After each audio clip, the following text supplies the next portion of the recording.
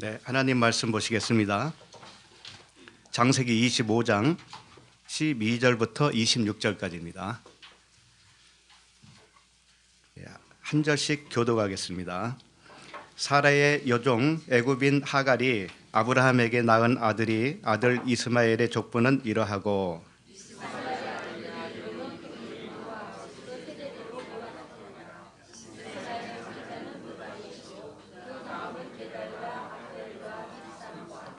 미스마와 두마와 마사와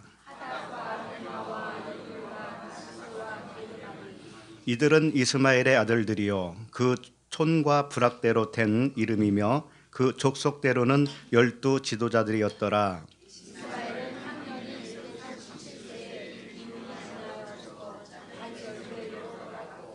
그 자손들은 하월라에서부터 아수르로 통하는 애굽 앞 술까지 이르러 그 모든 형제의 맞은편에 거주하였더라.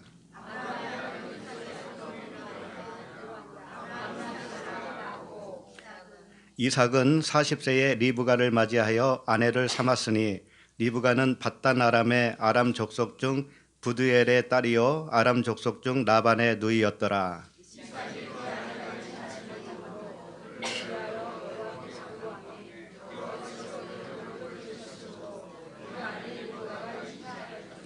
그 아들들이 그의 태 속에서 서로 싸우는지라 그가 이르되 이럴 경우에는 내가 어찌할꼬 하고 가서 여호와께 묻자온대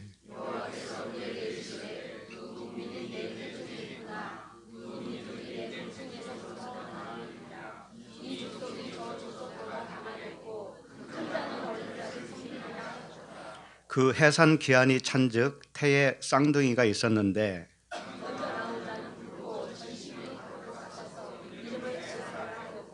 다 같이 후에 나온 아우는 손으로 에서의 발꿈치를 잡았으므로 그 이름을 야곱이라 하였으며 리브가가 그들을 낳을 때에 이삭이 60세였더라. 아멘. 기도하시겠습니다. 하나님 아버지 은혜를 감사합니다. 이스마엘의 족보와 이삭의 족보를 통하여서 알려주시고자 하는 진리를 온전히 깨닫게 하여 주시옵소서. 그리고 그 말씀이 우리에게 생명이 되게 하여 주시옵소서. 예수 그리스도 이름으로 기도드립니다. 아멘. 반갑습니다. 우리 서로 인사하죠. 네, 반갑습니다.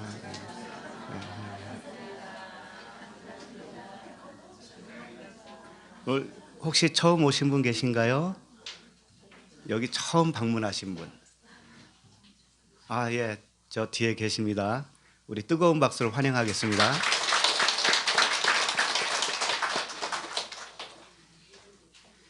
광고 한 가지 하겠습니다. 5월 13일, 5월 둘째 주 주일입니다. 그날은 장소를 좀 이동해서 야외 예배를 하려고 합니다. 주소를 알려드립니다. 경기도 광주시 중대동 197-17입니다. 농장이에요, 농장. 그리고 시간은 오전 11시 동일합니다. 그래서 초행길이기 때문에 좀 일찍 나서서 오시면 좋겠고요. 신분당선 판교에서 경강선을 갈아타고 두 번째 역인 삼동역에서 내려서 전화하시면 5분 거리예요. 그래서 픽업하러 가니까 전화 주시면 됩니다. 그리고 서로 카풀을 신청해 주셔서 동네가 같은 지역에서는 같이 타고 가는 그렇게 다들 갔으면 좋겠습니다. 그리고 그 지역에 있는 분들 가까운 분들이 좀 많이 참석해 주셨으면 감사하겠습니다. 오늘 말씀 제목은 두 국민이에요. 두 국민. 에서와 야곱을 두 국민이 쌍둥이로 있는 거죠. 사실은 그 두 국민이라는 것은 우리 안에 있는 거예요. 우리 안에 내가 두 국민으로 있는 겁니다. 다 이해하시죠? 그래서 오늘 본문 내용은 크게 두 가지로 나눌 수 있는데 하나는 아브라함 아들 이스마엘의 그 족보의 기록이고요. 하나는 이삭의 족보 이야기입니다. 그런데 이스마엘의 족보에 등장하는 이름은 12명이에요. 아들들이 딱 12명으로 나오고요. 12족장들이죠. 이삭의 족보에는 에서와 야곱 이야기만 딸랑 두 사람만 나와요. 오늘은. 그러니까 이건 뭐냐? 이스마엘의 12아들은 사실은 이삭의 아들과 같은 거예요. 두 국민이라고 했죠. 두 국민. 그러니까 12아들 이스마엘의 12아들과 이삭의 그 두 사람이지만 두 아들과 같다 이거예요. 같다. 우리 안에 두 국민이 있는데 우리 안에 이스마엘의 아들들이 다 있어요. 그리고 이삭의 아들도 있어요. 이게 서로 바뀌는 과정을 설명하는 거예요. 바뀌는 과정. 그것을 에서와 야곱으로도 또 설명을 합니다. 에서는 이스마엘의 아들의 측면으로 설명을 하고요. 야곱은 그 바뀌어지는 이스라엘, 언약의 자손으로 설명을 하고 있는 거예요. 이렇게 하나로 보셔야 됩니다. 사람 이름은 다 다르고 사건도 다르고 사는 지역도 다르지만 결국은 우리 안에 나의 두 사람 이야기예요. 두 존재의 이야기예요. 그렇게 보지 않으면 아무 유익이 없어요. 그냥 역사책에 불과하다고요. 역사 그게 사실적으로 있었냐 없었냐 요거 연구하다 끝나요. 아무 무익합니다. 그것은.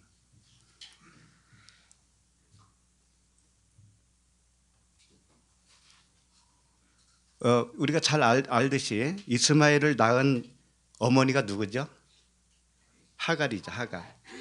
이삭을 낳은 어머니는 사라예요. 근데 이것을 두 언약이라고 그랬죠. 이건 비유라고 그랬습니다. 비유. 그래서 하갈은 신의 산으로 율법으로 준 그 행위의 언약을 의미한다면 사라는 뭐예요? 위에 뭐라고 그랬어요? 자유하게 하는 어머니라고 그랬죠. 그 말씀을 갈라디아서에 있는데 그건 너무나 잘 아시니까 넘어가기로 하고요. 어쨌든 이 두 언약의 자손들이 결국은 한 씨에서 나왔잖아요. 아브라함 한 씨에서 나왔죠. 그래서 이 두 언약은 말씀인데 하나님의 말씀이라고 하는 씨예요. 사실은 하나님에게서 나온 거예요. 그래서 말씀 안에 들어오면 일단 이스마엘의 아들이든 사라의 아들이든 둘 중에 하나가 되는데 누구든지 처음에는 누구의 아들이겠어요? 하갈의 아들이에요. 누구나 그렇습니다. 그것이 바뀌어져야 되는 거죠. 십자가를 통과해서 바뀌어지는 존재가 바뀌어지는 거예요. 그것을 다르게 설명하면 거듭남이라고 그러잖아요. 거듭남. 물과 성령으로 거듭난다. 그래서 이것을 오늘 본문 말씀을 무지개 언약으로 본다면 12절부터 16절까지 첫째 날에 해당된다 이겁니다. 12절부터 16절까지 첫째 날. 그러니까 이스마엘의 12아들들이 여기에 열거가 되어 있습니다. 첫째 날이에요. 그 다음에 둘째 날은 17절, 18절. 이스마엘의 죽음이 나옵니다. 둘째 날은 항상 죽음이 따라요. 죽고 셋째 날에 살아나는 거죠. 그래서 셋째 날엔 19절에서 26절까지로 보면 됩니다. 이삭의 아들 에서와 야곱이 태어나는 거죠. 셋째 날에. 이렇게 해서 오늘은 둘째 날, 첫째 날부터 둘째 날, 셋째 날까지 보게 될 겁니다. 분량이 좀 많으니까 속도를 좀 내겠습니다. 12절을 읽어볼까요? 12절 시작. 사라의 여종 애굽인 하갈이 아브라함에게 낳은 아들 이스마엘의 족보는 이러하고. 갈라디아서 4장 24절. 이것은 비유니 그렇습니다. 이 여자들은 두 언약이라. 하나는 신의 산으로부터 종을 낳은 자니 곧 하갈이라. 너무나 유명한 말씀이죠. 그래서 여자는 언약으로 항상 비유를 하고 있는 거예요. 신부는 언약이에요. 언약. 그 여자의 후손이 어떤 언약 밑에서 태어났느냐, 이게 이제 중요한 것이죠. 그래서 이 하갈은 행위 언약을 의미한다 이겁니다. 갈라디아서 4장 25절에는 이 하갈은 아라비아에 있는 시내 산으로 지금 있는 예루살렘과 같은 곳이니 그가 곧 자녀들과 더불어 종 노릇하고. 하갈은 종이에요. 하갈의 아들도 종이에요. 그러니까 시내 산에서 받은 율법대로 행위 언약으로 붙들고 사는 사람은 무엇이다? 종이다. 예. 그러면 종의 반대는 뭘까요? 아들이죠, 아들. 그것이 왜 중요하냐면 종은 상속을 할 수가 없어요. 기업을 받을 수가 없거든요. 그러니까 아들이 되어야 됩니다. 아들이 되어야 하늘에 속한 신령한 복을 받을 수 있는 거죠. 오직 위에 있는 예루살렘은 자유자니 곧 우리 어머니라. 이게 이제 사라를 의미하는 것이죠. 위에 있는 예루살렘, 새 예루살렘. 위에 있는 예루살렘이라는 의미는 언약을 의미하는데 은혜의 언약을 의미하는 거예요. 율법은 모세로부터 왔고 은혜와 진리는 예수 그리스도로부터 왔다고 그랬죠. 그래서 예수 그리스도 안에 들어가야 은혜 언약에 속한 아들이 된다 이겁니다. 그것은 어떻게 차이 나느냐? 말씀을 어떻게 듣느냐에 따라 달라져요. 어떤 말씀을 내 존재로 붙들고 있느냐, 내가 어떤 말씀과 짝을 하고 있는가, 이게 나의 존재가 정해진다 이겁니다. 그래서 나에게 나오는 말을 보면 알아요. 나에게서 나오는 말이 행위의 율법을 의미하는 말들을 하고 있다면 아직 이삭이 못된 거죠. 아직 이스마엘에 머물러 있는 거예요. 그러니까 듣는 것이 얼마나 중요한가를 알 수가 있죠. 그래서 세마 이스라엘아 그런 거예요. 이스라엘아 들어라. 듣는 것이 전부다. 못 들으면 안 된다. 어느 분들은 계속 말씀을 들었는데 이해를 못 하신 분들이 가끔 있다고 그래요. 무슨 말씀인지 이해를 못 하겠다는 거죠. 그런 분들은 어떻게 해야 되겠어요? 이해가 될 때까지 들어야 돼요. 귀가 뚫려야 됩니다. 그러니까 요행을 바라지 마세요. 이대로 살다가 그냥 가면은 어떻게 되겠지라고 하는 요행을 바라지 말라니까요. 정말 집요하게 들으셔서 귀가 뚫릴 때까지 하셔야 됩니다. 이건 이 사생 결단을 해야 돼요. 사생 결단. 꼭 설교 말씀을 들으라는 의미는 아닙니다. 성경을 읽어요. 읽어서 그 뜻을 알려달라고 기도를 하셔요. 잘 모르겠으면. 그러니까 어느 분들은 설거지하면서 말씀을 틀어놓으니까 어떤 게 주가 될까요? 설거지가 주가 되잖아요. 그 말씀이 들리겠어요? 그런데 말씀을 틀어놓고 설거지를 하면 뭐가 주가 돼요?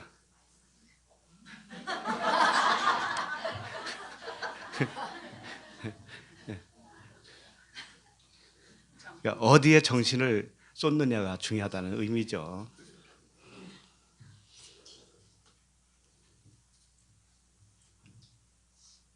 사라의 여종은 왜 종이라고 했을까? 종은 섬기는 자거든요. 섬기는 자를 의미해요. 그래서 은혜 언약을 섬기는 자가 누구냐면은 행위 언약이에요. 말씀이에요, 말씀. 그러니까 은혜 언약은 숨겨져 있는 거예요, 처음에는. 근데 겉으로 나오는 그 행위가 섬겨요, 섬겨서 결국은 은혜 쪽으로 가게 하는 겁니다. 예, 그래서 섬기는 종이에요, 종. 자, 애굽, 하갈, 이스마엘 나왔죠? 첫 절에 12절에 애굽이라고 하는 의미는 포위, 속박 이런 뜻이에요. 공격한다 이런 뜻이에요. 그러니까 포위하고 속박해서 공격하는 것이 애굽이에요. 근데 애굽 사람 하갈이라고 그랬으니까 하갈은 또 뭐냐면 이주한다, 도망한다 이런 뜻이에요. 이주를 해야 결국은 하갈은 그래서 하갈은 쫓겨나는 자로 비춰지는 겁니다. 이스마엘은 하나님께서 들으신다 이런 뜻이에요. 그러니까 잘 들어야 이삭이 되는 겁니다. 이스마엘이 잘 못 들으면 이스마엘로 계속 남게 돼요. 그러면 안 된다고요. 잘 들으셔야 돼요. 자, 13절을 읽겠습니다. 이스마엘의 아들들의 이름은 그 이름과 그 세대로 이와 같으리라. 이스마엘의 장자는 느바이옷이요 그 다음은 게달과 악부엘과 밉삼과 이렇게 되어 있죠. 이스마엘의 장자라고 그랬죠. 이스마엘의 장자. 장자는 죽어야 할 자가 장자입니다. 그거 아셔요? 네. 애굽에서 처음 초태생이 있죠. 초태생이 다 죽었죠. 네. 우리들도 초태생은 죽어야 되는 거예요. 나에 있어서 초태생이 뭐죠? 네. 나의 생각이에요. 나의 가치관입니다. 내가 알고 있는 말씀이에요. 잘못 알고 있는 말씀, 오해된 말씀, 내 의, 내 선악의 기준, 요게 다 죽어야 되는 겁니다. 젊으신 분들은 그걸 잘 못 죽어요. 왜? 너무나 펄펄하게 살아있기 때문에. 그래서 청년들은 말씀을 더 잘 들으셔야 돼요.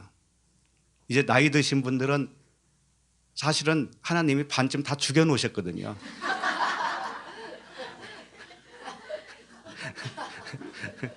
허리도 꼬부라지고 다리도 힘도 없고. 근데 이 청년들은 팔팔하거든요. 그러니까 말씀이 안 들어와요. 그런데 여기 오신 청년들은 웬일이에요? 그 출애굽기 11장 5절에 보면 이런 말씀이 있어요. 애굽 땅에 있는 모든 처음 난 것은 왕위에 앉아 있는 바로의 장자로부터 맷돌 뒤에 있는 몸중의 장자의 모든 가축의 처음 난 것까지 죽이리니 이렇게 되어 있어요. 가축 또 왕자이든 뭐든 싹 장자는 다 죽이라는 거예요. 초태생은 다 죽이라는 거죠. 여기 그런데 맷돌 뒤에 있는 몸중의 장자 이렇게 표현이 되어 있는데요. 재밌죠? 맷돌 뒤에 있는 몸중의 장자까지도 죽이라는 것인데 이게 무슨 의미일까요? 맷돌 뒤에 있는. 맷돌은 아래짝과 위짝으로 되어 있죠. 근데 먼저 놓는 것이 아래짝입니까? 위에짝입니까? 아래짝이죠. 그 아래짝이 장자에 속해요. 아래짝은 율법을 의미하고 윗짝은 복음을 의미하죠. 은혜와 진리, 언약을 의미해요. 그런데 여기 보면 맷돌 뒤에 있는 종이라고 그랬으니까 무슨 말씀입니까 이게? 맷돌 뒤에 있다. 처음 넣는 것이 이제 아래짝이니까 아래짝에 속해 있는 이런 뜻이에요. 맷돌 뒤에, 맷돌 아래에 있는 맷돌과 이렇게 연결되어 있는 의미죠. 그러니까 율법 아래에 있는 자들. 이것이 초태생이에요. 장자예요. 이거 다 죽이라는 겁니다. 우리도 율법 아래에 있었던 나라고 하는 사람, 나라고 하는 존재가 다 죽어야 된다 이겁니다. 이게 십자가를 의미하는 거예요. 죽는다고 하는 것은 살아나면 죽는 거예요. 내가 살아나면 내가 죽은 것과 같은 거예요. 살아남과 죽음은 같은 겁니다. 이 느바이옷이라고 그랬죠. 장자가 느바이옷은 번영한다, 열매가 풍성해진다 이런 뜻입니다. 뭐가 번영을 해야 될까요? 이스마엘의 아들이니까.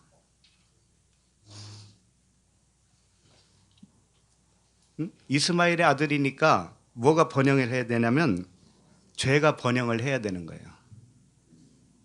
욕심이 잉태한 즉 죄를 낳고 죄가 장성한 즉 사망을 낳느니라. 사망까지 가야 되니까 죄가 장성해야 되는 거죠. 그런 의미예요. 그렇게 보시면 됩니다. 율법의 행위가 풍성해져야 되는 거예요. 율법의 그 열매가 번영이 되어서 결국 율법으로는 하나님께 의롭다함을 인정받을 수 없구나. 이것을 깨달아야 돼요. 그래서 여기 오신 분들이 과거에는 율법적으로 잘 열심히 했던 분들이 참 많죠. 그렇죠. 그렇게 해서 안 되는구나를 깨닫게 된 거잖아요. 얼마나 감사해요. 그 다음에 계달이죠. 계달은 검다라는 의미예요. 검은 피부라는 의미예요. 계달의 장막 들어보셨죠? 계달. 이 계달의 장막은 이게 덮어놓은 거 아닙니까? 그 덮으니까 안에 보여요, 안 보여요? 안 보이기 때문에 검은 거예요. 그래서 계달의 장막이라고 하는 의미로서 많은 말씀들이 있습니다. 그러나 이사야 60장 7절을 제가 읽어드립니다. 계달의 양무리는 다 내게로 모일 것이요 느바요의 순양은 내게 공급되고, 여기 느바요도 나오죠. 순양은 내게 공급되고 내 제단에 올라 기꺼이 받음이 되리니 내가 내 영광의 집을 영화롭게 하리라. 이사야 60장 7절인데 이건 계달의 장막이 벗겨지고 하나님의 영광이 드러나는 진리 안으로 들어오는 그 영광을 여기서 표현하고 있는 거예요. 그러니까 이스마엘의 아들이 이삭의 아들과 같은 차원으로 변한다 이거죠. 결국은 그 말씀을 해주고 있는 거예요. 그 다음에 누굽니까? 압부엘이죠. 압부엘은 하나님께 징계를 받았다 이런 뜻이에요. 하나님께 징계를 받아야 되는 거예요. 징계는 뭐라고 그랬어요? 다 받는 것이거늘 그랬죠. 히브리서 12장 8절에 보면 징계는 다 받는 것이거늘 너희에게 없으면 뭐라고 그랬어요? 사생자라고 그랬죠. 징계는 다 받는 거예요. 징계가 없으면 사생자예요. 언약의 아들이 되기 위해서 징계를 받는 겁니다. 근데 이 징계는 어렵게 생각하시면 안 돼요. 징계는 가르친다는 의미예요. 우리가 가르침을 받는 거예요. 가르침을 받아서 그 언약의 자녀로 거듭나는 겁니다. 그 다음에 밑삼 있죠. 밑삼은 향기라는 뜻이에요. 향기는 어떻게 나느냐면 항상 향을 태워야 돼요. 태워야 향기가 나는 겁니다. 그래서 이스마엘의 아들들은 태워져야 할 존재로 여기서 표현해주고 싶은 거예요. 우리 주님이 그렇게 해주신 거 아닙니까? 그래서 이 말씀은 다 예수 그리스도에 대한 말씀이에요. 이스마엘의 12 아들들은 사실은 예수님이에요. 예수님. 십자가에서 죽어주시는 예수님을 의미하고 있는 거예요. 그 다음에 14절 미스마와 두마와 마사와 이렇게 되어 있죠. 미스마는 이 샤마에서 왔어요. 단어가 듣다라는 의미예요. 그런데 주의해서 자세히 듣는다 이런 뜻이에요.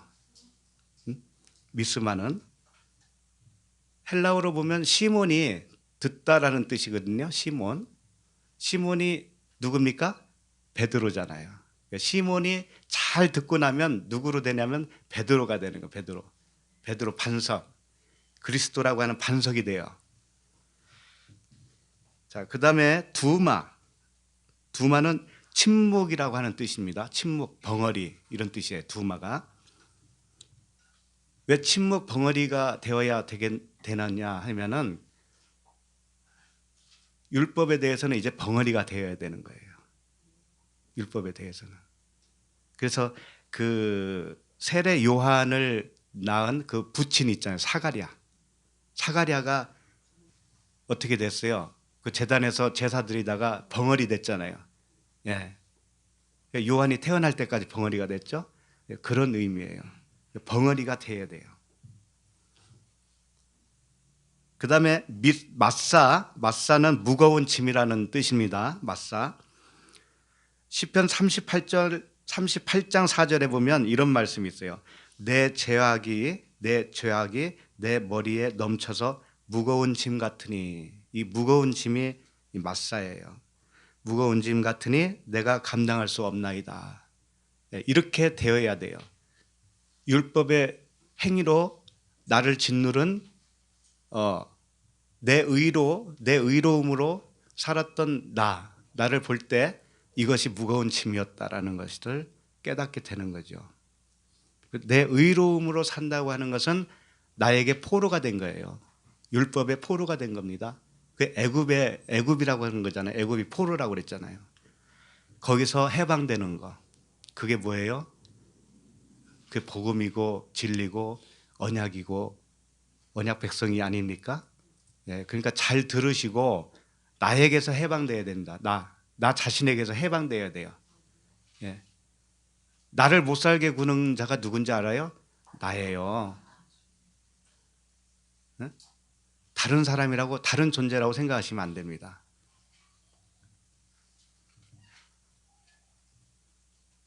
걱정이 참 많죠. 청년들은 아유 시집 가야 되는데 장가 가야 되는데 걱정이고 직장인들은 직장 좋은 데 가야 되고 돈도 많이 벌어야 되고 다 걱정이잖아요. 근데 그게 어디서 나온 생각이에요? 다 내 안에서 내 안에서 내가 생각하는 거죠. 갇혀서 살고 있어요. 갇혀서 자기도 모르는 사이에 갇혀서 변하는 건 하나도 없습니다. 그러니까 웃으면서 살아도 현실은 똑같고 찡그리면서 화를 내면서 신경질 내면서 살아도 현실은 똑같아. 어떻게 사는 게 유익일까요?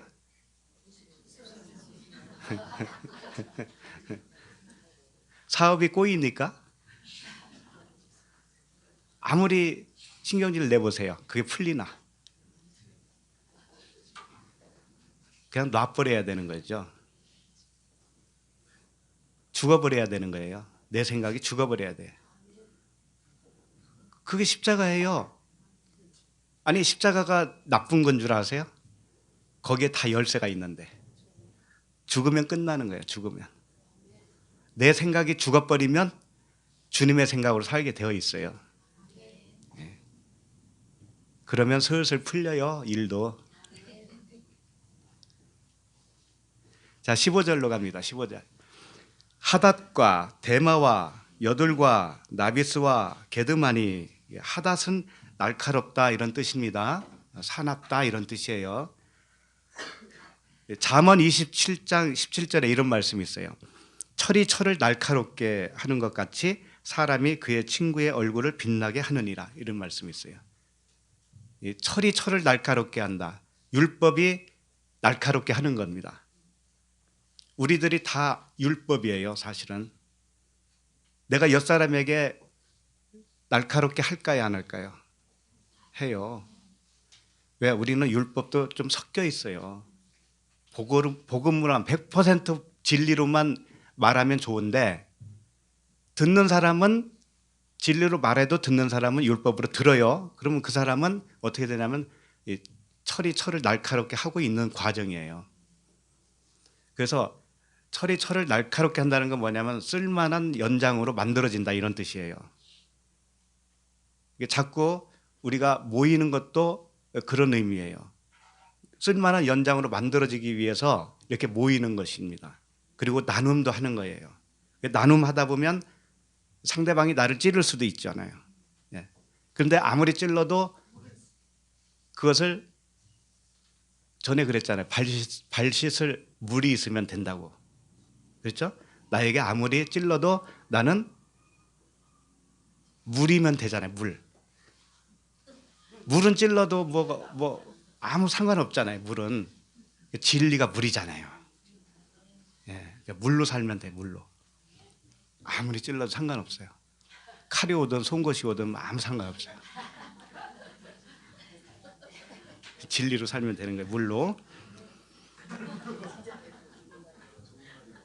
나를 물로 본다 뭐 이런 말이 있잖아요. 이 진리라니까 진리. 나 물로 봐라 이렇게 해야 되는 거예요.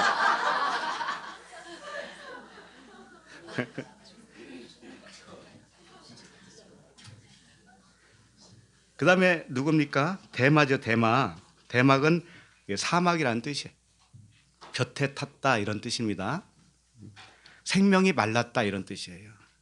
그러니까 이스마엘 아들로는 생명이 마른 것을 알아야 돼요. 알면은 마른 것이 되는 거죠. 그 다음에 여둘은 뭐냐면 둘러싸였다 이런 뜻이에요.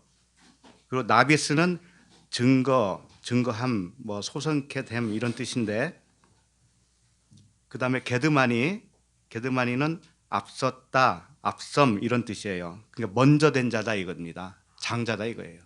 장자는 어떻게 된다고 그랬죠? 죽어야 된다고 그랬죠. 예. 그러니까 이렇게 이스마엘의 아들들은 전부 다 섬기는 자로서, 죽어야 할 자로서 표현되어지고 있는 거예요. 이렇게 되어야 언약의 자손이 되는 겁니다. 16절, 이들은 이스마엘의 아들들이요 그 촌과 부락대로 된 이름이며 그 족속대로는 12 지도자들이었더라. 이 12 지도자가 야곱의 12 아들도 있죠. 야곱의 12 아들과 같은 짝을 이루고 있는 거예요. 왜 여기서도 12명, 야곱의 아들도 12명이겠어요? 12 제자, 12 지파, 12 사도 다 12로 표현하고 있다는 것은 아들이다 이겁니다. 아들. 12는 아들의 수예요. 하나님의 아들이다. 그러니까 이스마엘의 아들들은 하갈의 자손이기 때문에 구원 못 받았다 이런 말씀이 아니고, 그렇게 출발을 해서 야곱의 12 아들이 되어지는 거예요. 다 십자가를 통과해야 되는 겁니다. 자, 그 다음에 17절로 가겠습니다. 17절, 이게 17절부터는 17절, 18절은 이제 둘째 날에 속합니다. 이스마엘은 향년이 137세의 기운이 다하여 죽어 자기 백성에게로 돌아갔고, 이제 이스마엘은 이제 여기서 죽는 걸로 나옵니다. 이스마엘의 죽음을 왜 둘째 날로 했느냐?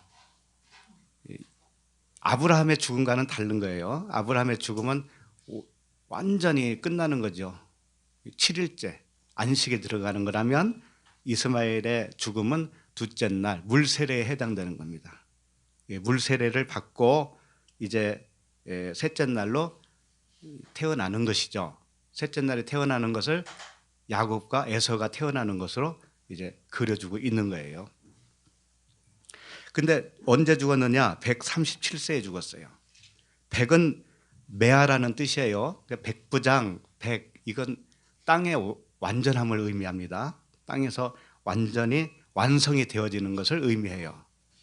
30은 뭘까요? 30은 네? 하늘의 수. 예, 뭐 그렇게 해도 되죠. 하늘의 수가 되려면 땅이 완성이 되어지면 하늘의 수가 되는 거죠. 3은 항상 하늘의 수라고 해도 됩니다. 그러니까 우리로 말하면 육신의 정력, 안목의 정력, 이생의 자랑이 끝나야 돼요. 그게 완성이 되어지면 곧 30이 돼요. 3이 10으로 완성된다 이겁니다. 3이 10로 완성된다 이거예요. 그 다음에 7은 항상 뭐예요? 언약을 의미하잖아요. 7. 언약의 완성. 7. 그렇죠? 예, 그러니까 7은 7 언약의 완성이다. 죽음은 항상 완성을 의미해요. 예, 죽어야 되는 거예요. 그렇다고 죽으려고 하는 것이 아니라 그 진리로 이해를 해야 되는 겁니다. 진리로 깨달아지는 걸 말하는 거예요. 그 다음에 18절. 그 자손들은 하월라에서부터 아수르로 통하는 애굽 앞 술까지 이르러 그 모든 형제의 맞은편에 거주하였더라. 이들이 거주하는 곳은 어디라고요? 아수르로 통하는 애굽 앞 술까지라고 돼 있잖아요. 그리고 그 모든 형제의 맞은편에 거하였다. 그 모든 형제의 맞은편은 그 형제가 누구냐면 이삭의 형제들을 말하는 거예요. 이삭 라인의 그 족부를 의미하죠. 그러니까 이삭 후손들과 이게 마주 대하고 있어요. 그런데 그 가운데는 뭐가 있냐면 항상 십자가가 있는 거예요. 십자가 기둥, 언약의 기둥이 항상 있어요. 그래서 언약의 기둥을 통과해야 그 맞은편에 있는 형제로 거듭나는 겁니다. 그러니까 예수님이 십자가에서 죽으실 때 왼쪽 오른쪽에 누가 있었습니까? 두 강도가 있었죠. 그와 같은 모습이에요. 한쪽은 왼편 강도, 한쪽은 우편 강도. 우편 강도가 주님을 주님과 함께 낙원에 갔다 이렇게 되어 있잖아요. 이것을 그림으로 통해서 이게 하나예요. 하나를 둘로 표현하는 겁니다. 그 다음에 셋째 날 19절 아브라함의 아들 이삭의 족보는 이러하니라. 아브라함이 이삭을 낳았고, 드디어 이제 아브라함이 이삭을 낳고, 이삭이 누구를 낳아요? 이제 20절 보세요. 20절 이삭은 40세에 리브가를 맞이하여 아내를 삼았으니 리브가는 밧단 아람의 아람 족속 중 부드엘의 딸이요 아람 족속 중 나반의 누이였더라. 이게 아람 족속 부드엘의 딸 아람 족속 중 나반의 누이 뭐 이렇게 장황하게 설명한 이유는 뭐겠어요? 리브가의 그 출신을 의미하죠. 리브가의 출신. 리브가는 의미가 어떤 의미를 가지고 있냐면 리브가라고 하는 뜻 자체가 붙들어 맨다 이런 뜻을 가지고 있고요. 속박한다 이런 뜻이 있어요. 그런데 붙들어 맨다라고 하는 것은 그 율법적으로 붙들어 맨다고 하는 뜻이 아니에요. 아름다움으로 붙들어 맨다 이런 뜻을 가지고 있단 말이에요. 그러니까 언약을 의미해요. 리브가는 율법이 아니고 은혜의 언약을 의미하고 있어요. 그래서 그 언약이 우리를 붙들어 맨다라는 거죠. 마치 사도 바울이 고백한 것처럼 그리스도의 사랑이 우리를 어떻게 한다고 그래요? 강권한다고 그러죠. 사랑이 붙들어 매는 거예요, 우리를. 이것은 속박이 아니에요, 사실은. 자유인데 진리 안에서 붙들어 매는 거죠. 이건 자유입니다. 자유이지만 진리 안에서 속박이에요. 진리 밖으로 나가면 속박에서 벗어나는 거예요. 사랑 안에서 사는 존재가 리브가다. 그리고 이렇게 그 밧단 아람 족속 이렇게 부두엘의 딸 이런 표현들은 뭐냐면 아브라함의 그 가문 출신이 순수한 언약 백성의 출신이다 이런 것을 의미하고 있는 거죠. 그 언약 백성이어야만 기업을 받을 수 있기 때문에 그래요. 한마디로 말하면 하늘 가족이다 이거죠. 하늘 가족 안에서 결혼하는 거죠. 우리들도 그렇게 됐으면 좋겠어요. 하늘 가족 안에서 결혼도 하고 교제도 하고 같이 나눔을 하고 주고받으면서 함께 사랑을 나누면서 사는 거죠. 하늘 가족에서. 21절 이삭이 그의 아내가 임신하지 못함으로 그를 위하여 여호와께 간구하며 여호와께서 그의 간구를 들으셨으므로 그의 아내 리브가가 임신하였더니. 리브가가 임신을 했습니다. 그런데 처음에는 임신을 못했죠. 못해서 어떻게 했어요? 여호와께 간구했다 이거죠. 그럼 우리들도 임신하지 못하면 간구하면 될까요? 안 될까요?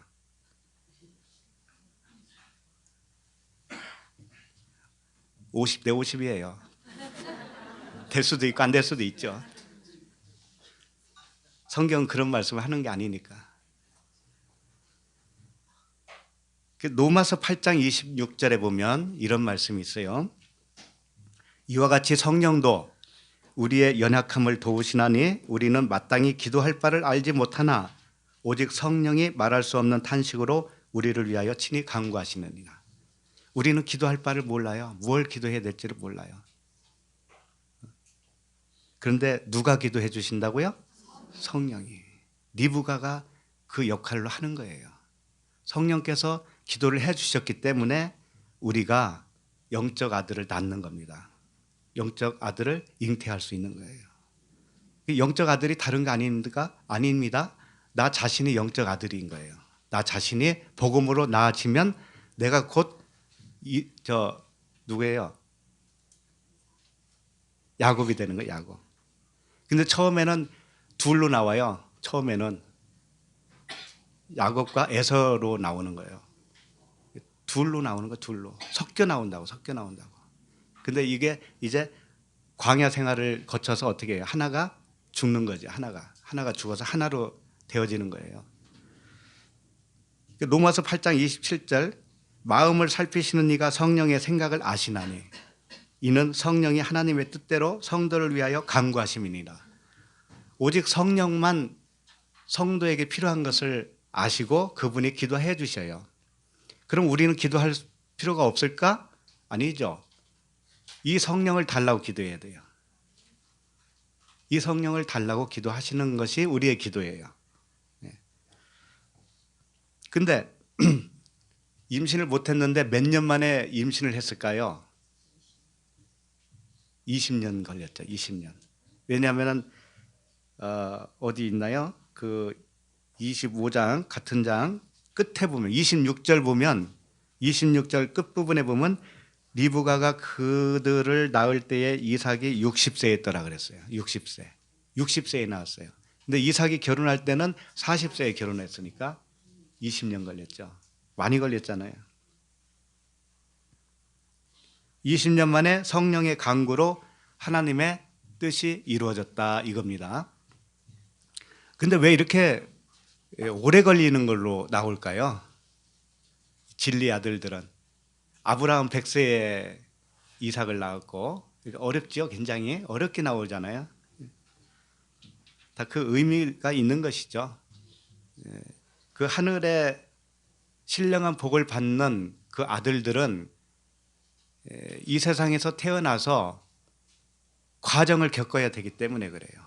과정. 반드시 과정이 있습니다. 반드시.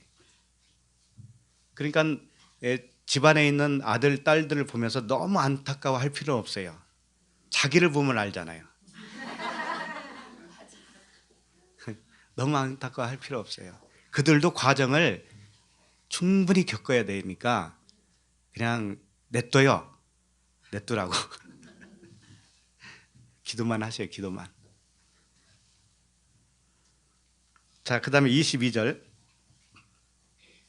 그 아들들이 그의 태 속에서 서로 싸우는지라 그가 이르되 이럴 경우에는 내가 어찌할꼬 하고 가서 여호와께 묻자온대. 자, 아들들 하니까 이제 벌써 쌍둥이잖아요. 쌍둥이가 태에서부터 싸운다 이거죠. 에서와 야곱이 서로 싸운다 이거예요.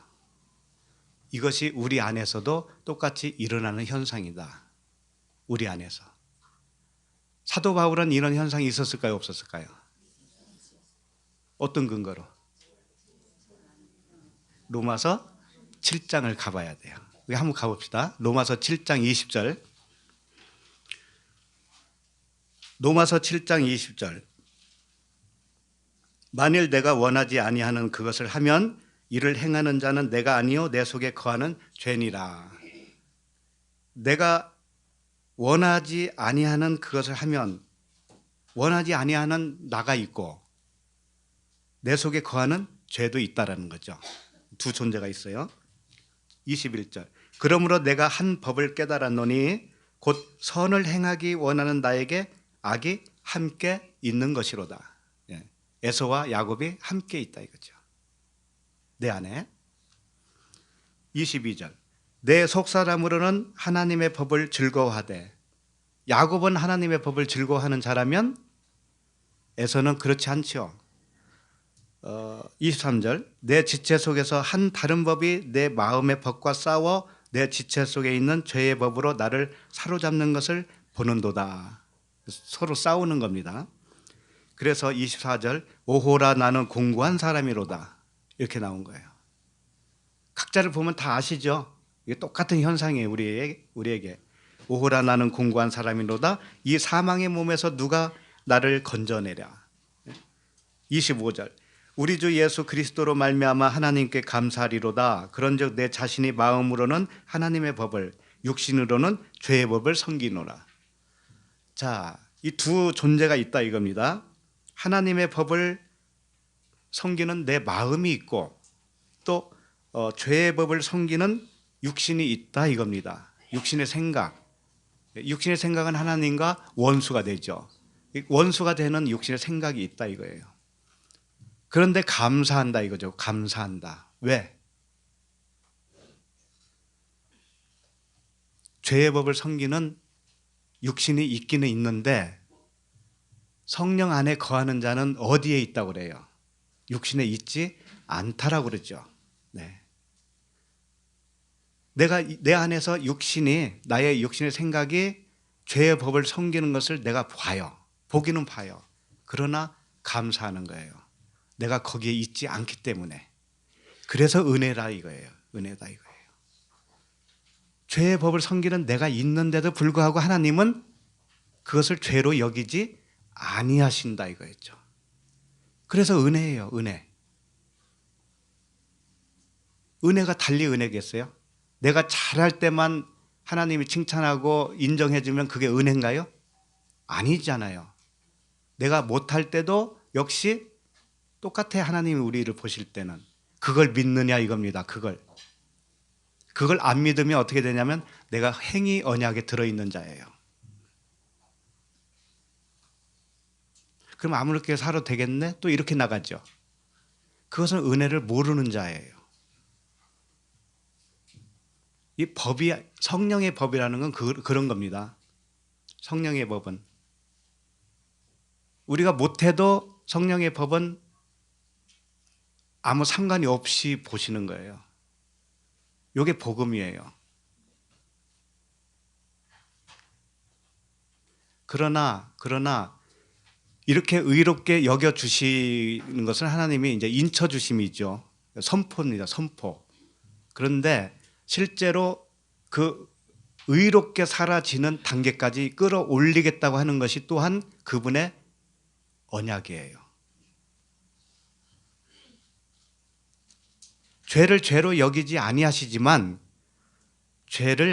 죄에서 온전히 나오게 되는 시점까지 이끌어 주시겠다고 하는 것도 주님의 언약이에요. 네. 그래서 우리에게 광야가 필요한 거다 이거죠. 그래서 주님을 따르기만 하시면 됩니다. 잘 따라가시면 돼요.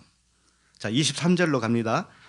여호와께서 그에게 이르시되 두 국민이 내 태중에 있구나.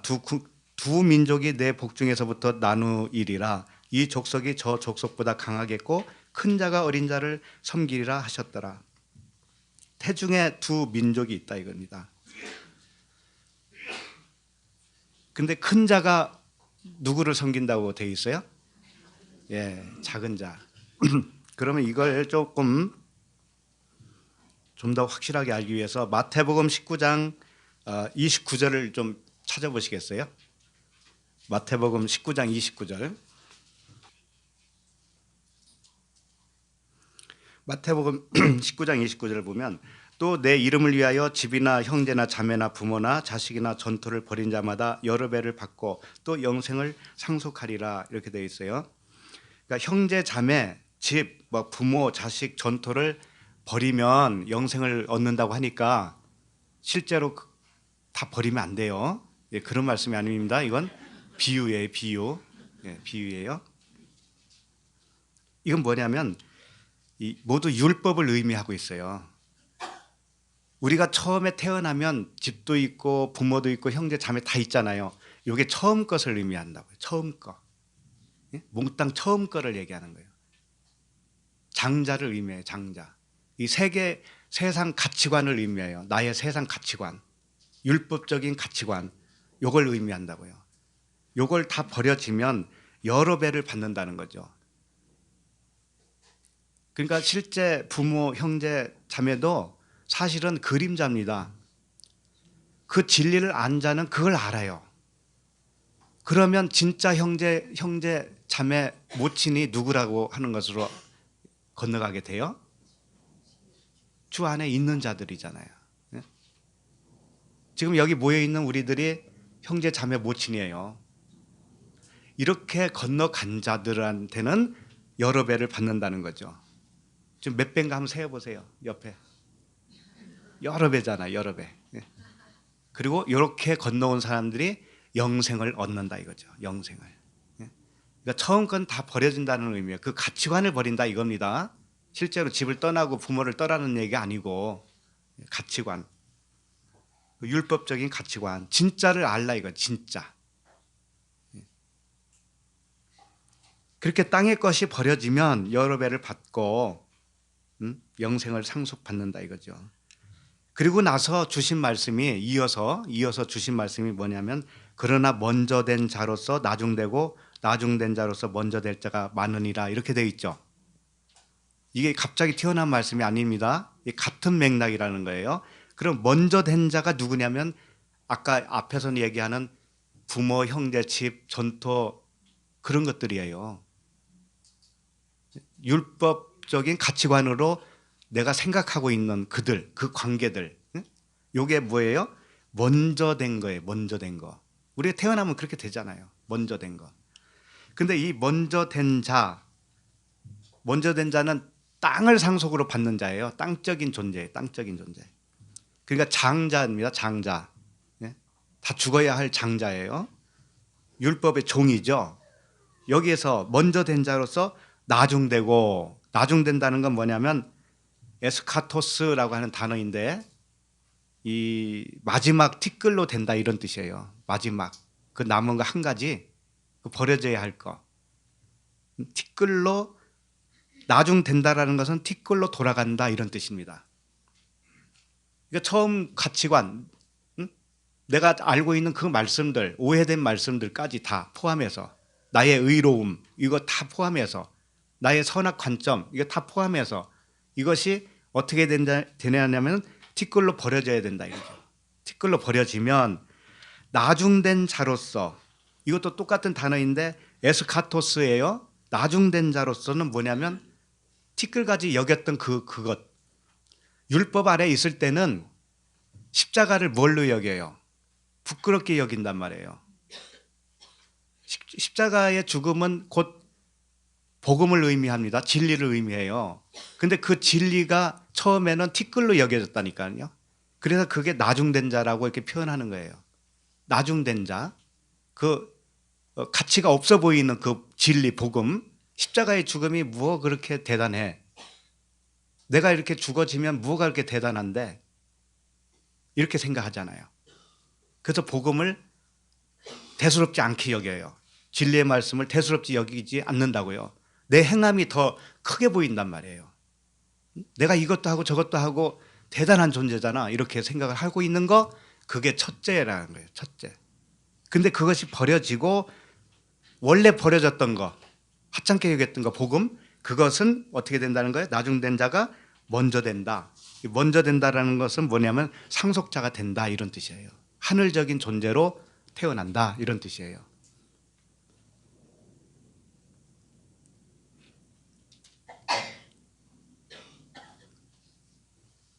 그러니까 에서와 야곱을 대입해서 보면 에서는 뭐예요? 처음 된 자죠. 요게 이제 버려지면 나중된 자는 야곱이죠. 야곱이 상속자가 된다 이거예요. 야곱이 먼저 된 자가 된다 이거예요. 나중된 자가 먼저 되니까 이것은 하늘의 상속자. 그렇게 되어진다 이거예요.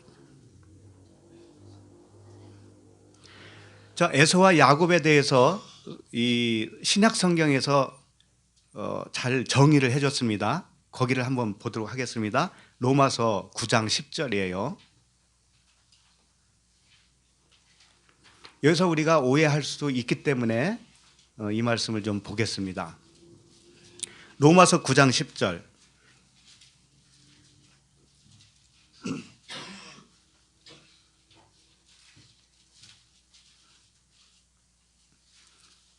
그뿐 아니라 또한 리브가가 우리 조상 이삭 한 사람으로 말미암아 임신하였는데 그 자식들이 아직 나지도 아니하고 무슨 선이나 악을 행하지 아니한 때에 택하심을 따라 되는 하나님의 뜻이 행위로 말미암지 않고 오직 부르시는 이로 말미암아 서게 하사 리브가에게 이르시되 큰 자가 어린 자를 섬기리라 하셨나니 기록된 바 내가 야곱은 사랑하고 에서는 미워하였다 하신과 같으니라.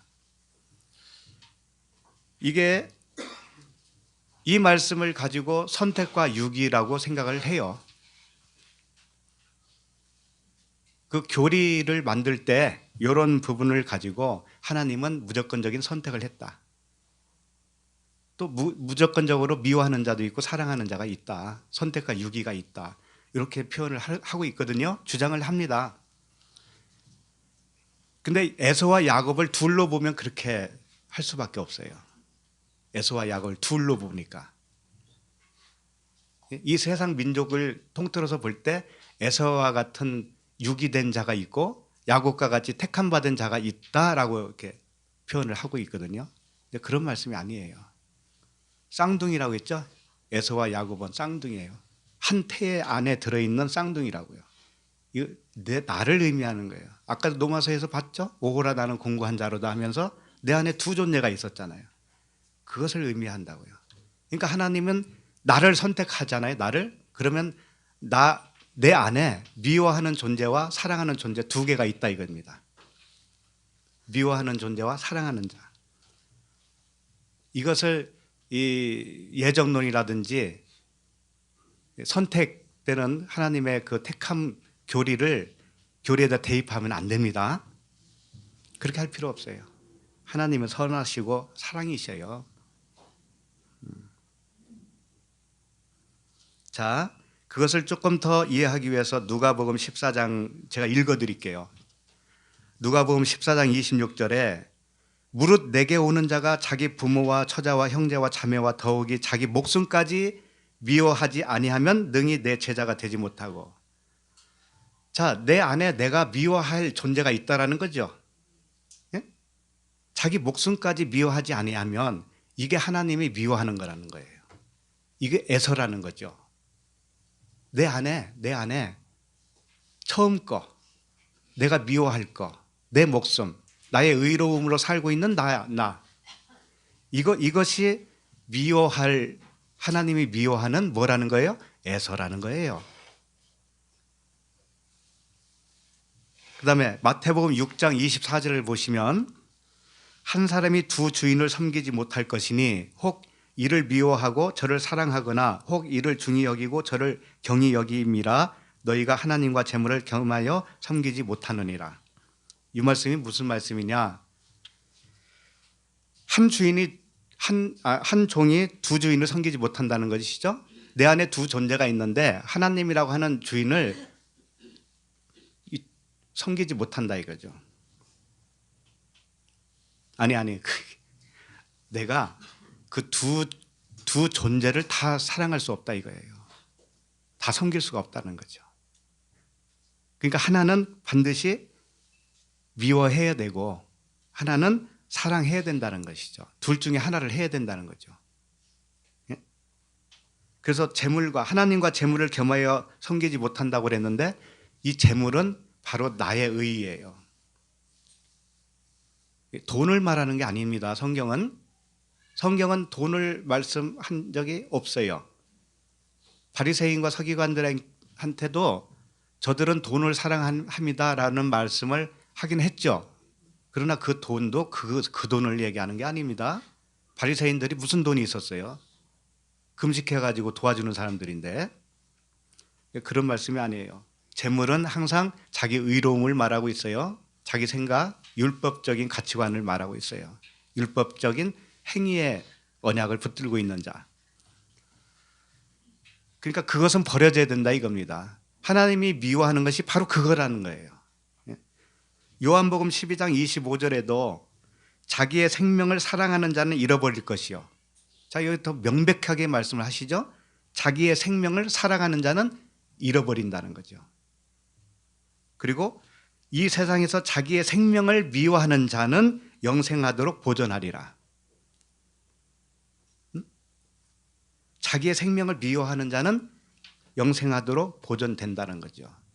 그러니까 에서는 미워하는 자다라고 했을 때 바로 이런 의미에서 말씀을 하신 거예요. 선택과 유기를 말씀한 게 아니에요. 나라고 하는 존재 안에 두 존재가 있는데 하나는 하나님이 미워하고 하나는 사랑한다는 거예요.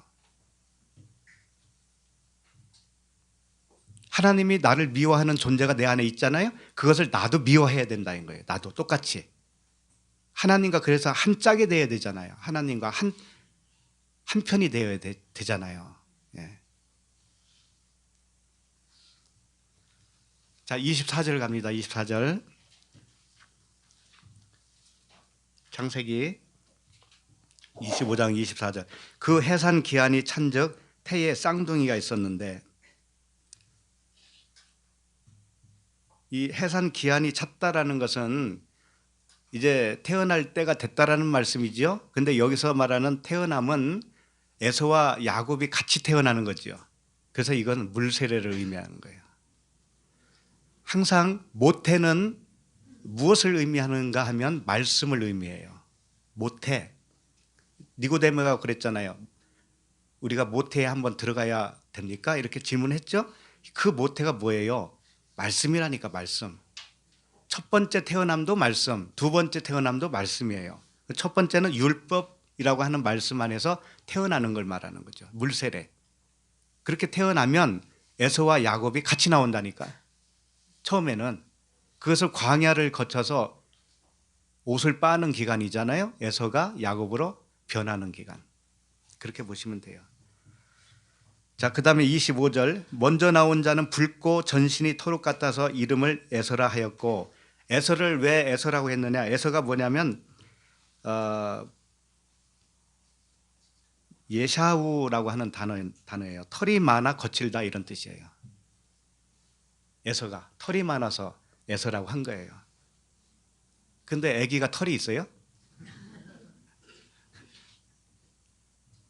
아기가 털 하나도 없는데 어떻게 태어나면서부터 털이 많다고 돼 있을까?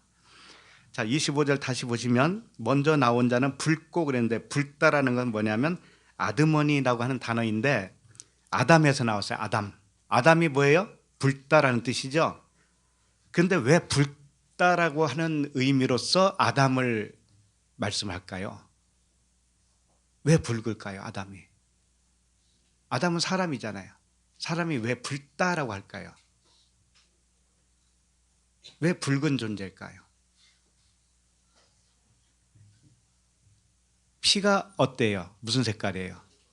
붉죠. 예. 피가 담이에요. 담.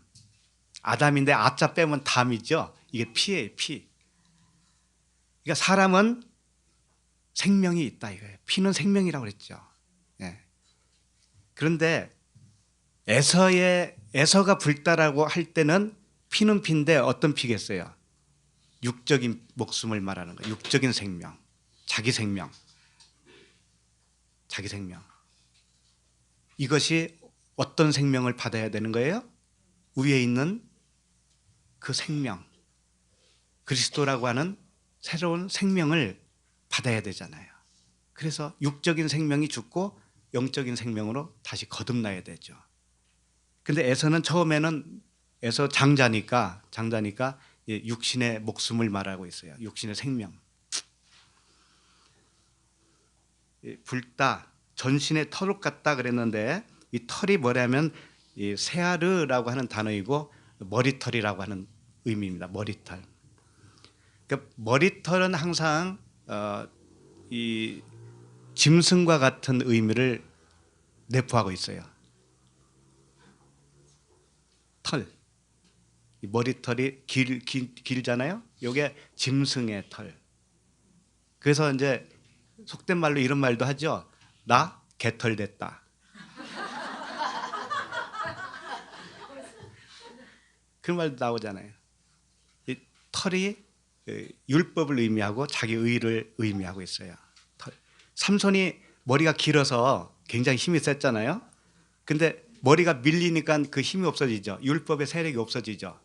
그런데 한 번 자랐던 털이 밀리고 나서 다시 자라잖아요. 그럼 지혜가 되는 거예요. 지혜의 머리로 상징이 되어져요. 그래서 삼손이 다시 자란 머리는 지혜예요. 그러니까 율법이 아니고 이제는 복음이다, 진리다 이거예요. 그러니까 죽잖아요. 많은 사람을 한꺼번에 죽이고 죽잖아요. 십자가의 죽음을 의미하죠. 에서는 털이 많다. 율법의 아래에 있는 사람이다. 짐승과 같은 그런 존재다. 이런 뜻이에요. 자, 26절. 후에 나온 아우는 손으로 에서의 발꿈치를 잡았으므로 그 이름을 야곱이라 하였으며 리브가가 그들을 낳을 때에 이삭이 60세였더라. 에서의 발꿈치를 잡고 나온 자가 야곱이죠. 왜 발꿈치를 잡았을까요?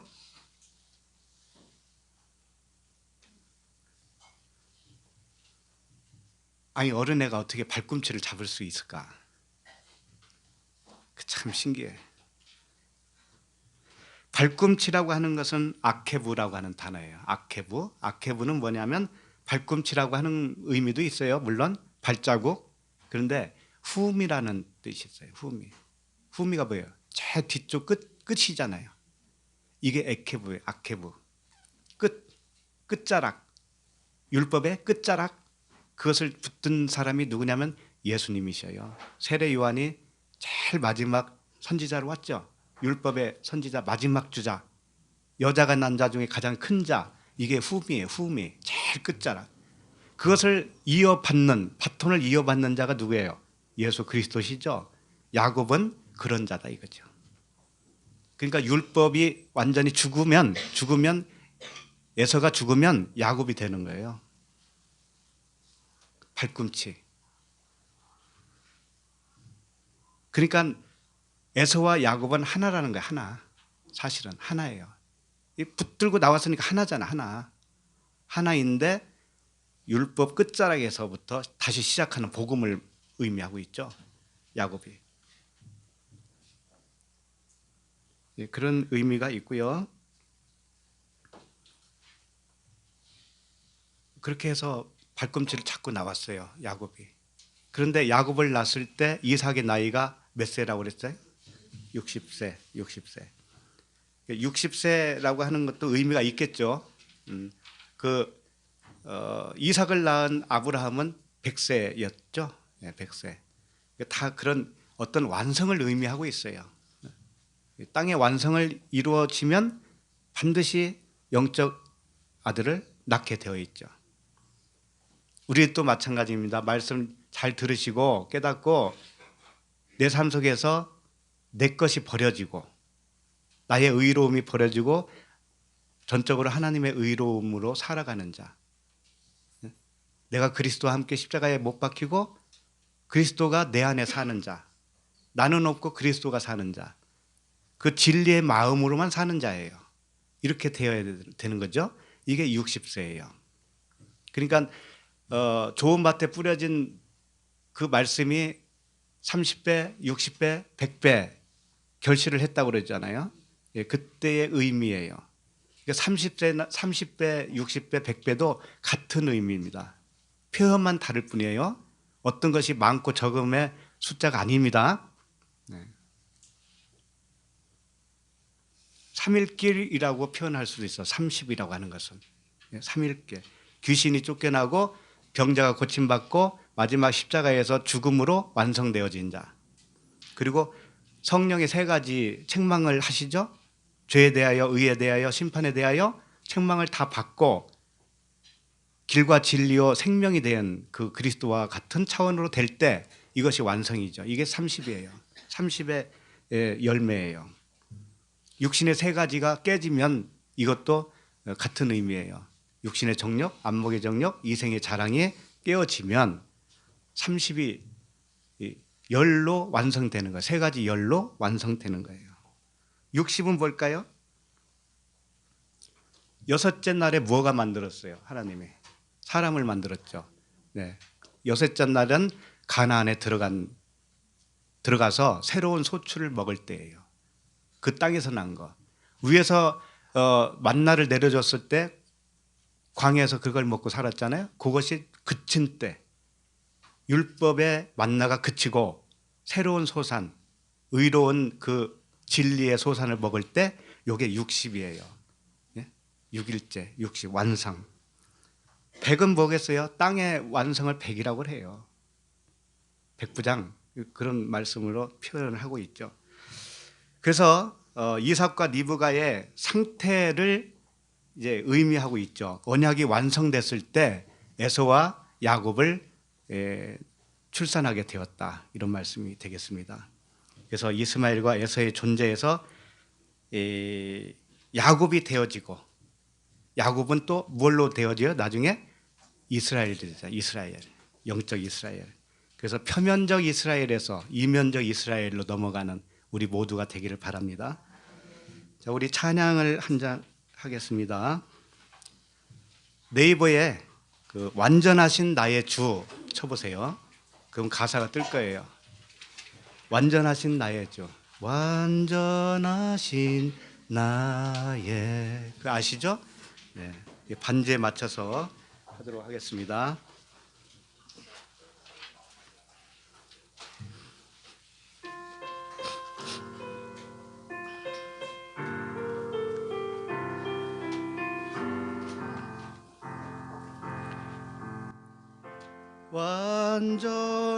완전하신 나의 주 의의 길로 날 인도하소서. 행하신 모든 일 주님의 영광 다 경배합니다. 다시 한번 완전하신 나의 주 의의 길로 날 인도하소서. 행하신 모든 일 주님의 영광 다 경배합니다. 예배합니다. 예배합니다. 찬양합니다. 주님만 날 다스리소서. 예배합니다. 찬양합니다.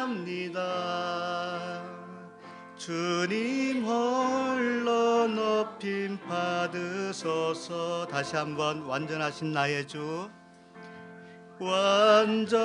완전하신 나의 주 의의 길로 날 인도하소서.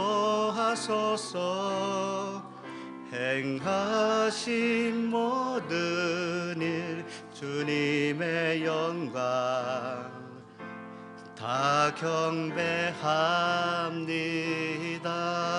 예배합니다. 예배합니다. 찬양합니다. 주님만 날 다스리소서. 예배합니다. 찬양합니다. 주님 홀로 높임 받으소서. 기도하겠습니다. 하나님 아버지, 이삭의 반대편에 거주하는 율법과 우리의 겉사람이 날마다 낡아지게 하여 주시옵소서. 은혜의 언약의 말씀으로 우리의 속사람을 날마다 새로워지게 하여 주시옵소서. 육신의 자기 의로 살아가는 에서와 같은 옛사람이 은혜의 언약 아래에서 자유하는 야곱과 같이 하늘의 기업을 받는 상속자들이 다 될 수 있도록 도와주시옵소서. 예수 그리스도 이름으로 기도드리옵나이다. 아멘.